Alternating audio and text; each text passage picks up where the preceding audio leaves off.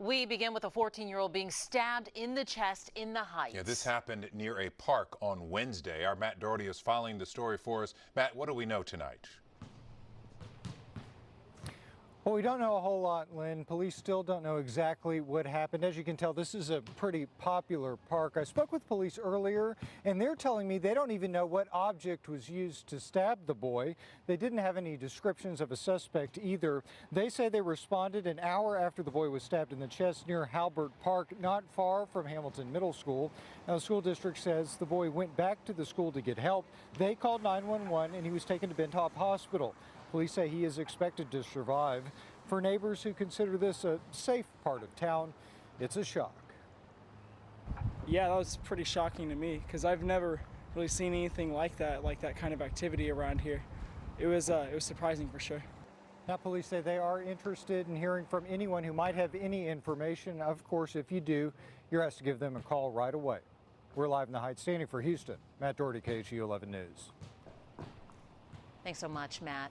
The first dose of legal medical cannabis in Texas has been delivered. It went to a 6-year-old girl to treat her epilepsy. She's the first person to get it under the state's new program. Adam Bennett joins us now to explain how to get this cannabis oil and who can get it. Adam? Well, guys, it's pretty restrictive because not only is the closest shop a couple hours west on I-10, but unless you have intractable epilepsy and you've cleared several other hurdles, you won't even be able to buy it.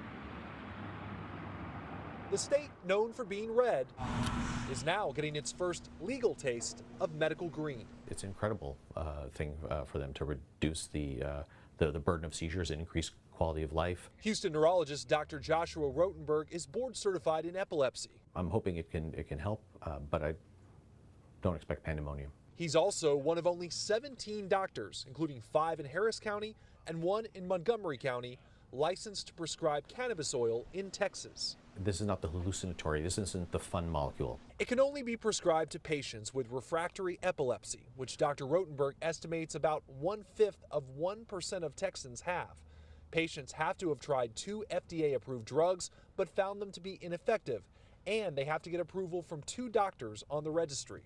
I think it's going to be a good thing for patients in general because there's going to be a lot more collaboration. Right now, only 3 dispensaries are licensed, and all of them are in Central Texas. Compassionate Cultivation in Certera, Texas, both in the Austin area, and Knox Medical in Schulenburg.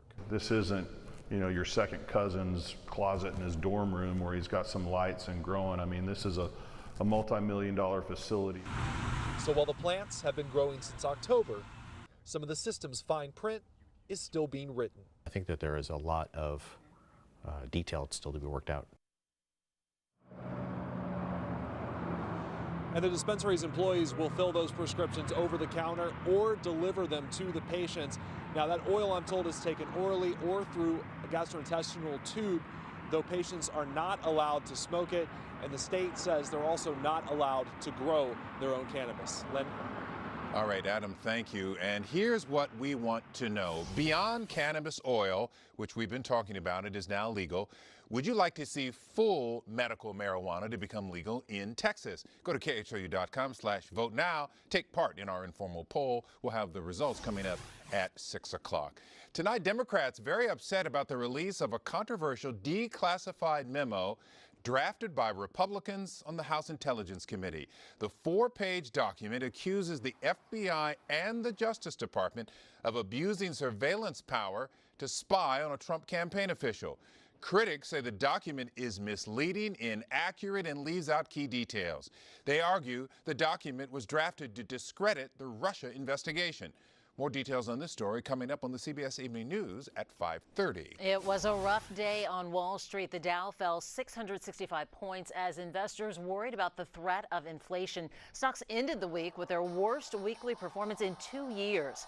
All of this was sparked by a new federal jobs report, which showed evidence that wages are rising. Much cooler out there today as we take a look outside, and David said it was coming. Also, another dose of rain expected for your part of the weekend. David, I like you, but I hope you're wrong. Well, I tell you what, like your cookout, your barbecue for your Super Bowl party on Sunday, I think we're good to go there. It's Saturday that day that's going to be a mess.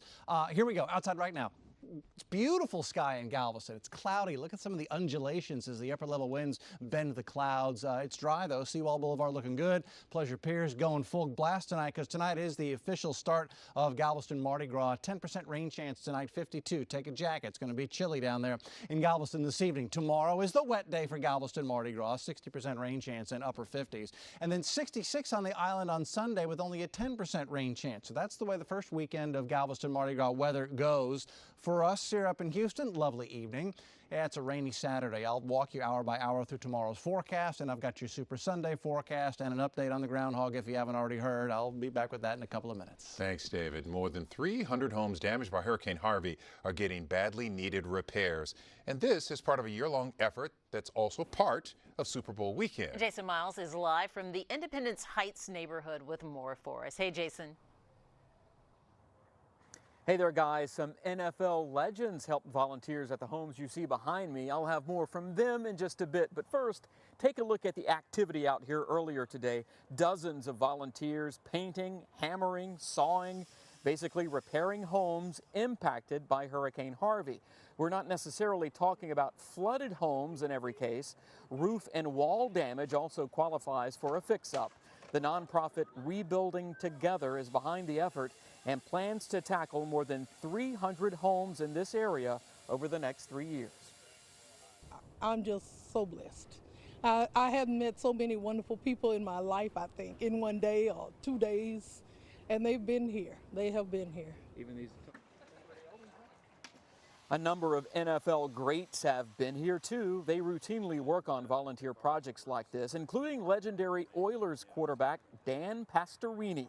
He told me it's inspiring to see the city come together to help each other in the wake of Hurricane Harvey. Of course, I had to ask these guys about their Super Bowl predictions. Pastorini played for the Philadelphia Eagles after the Oilers, so he's choosing the Eagles to go all the way come Sunday. Meantime, I also spoke with LA Rams legend Dave Elmendorf, who happens to be a Texas native.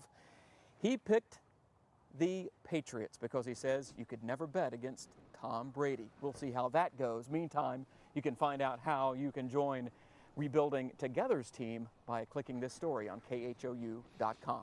Guys. All right.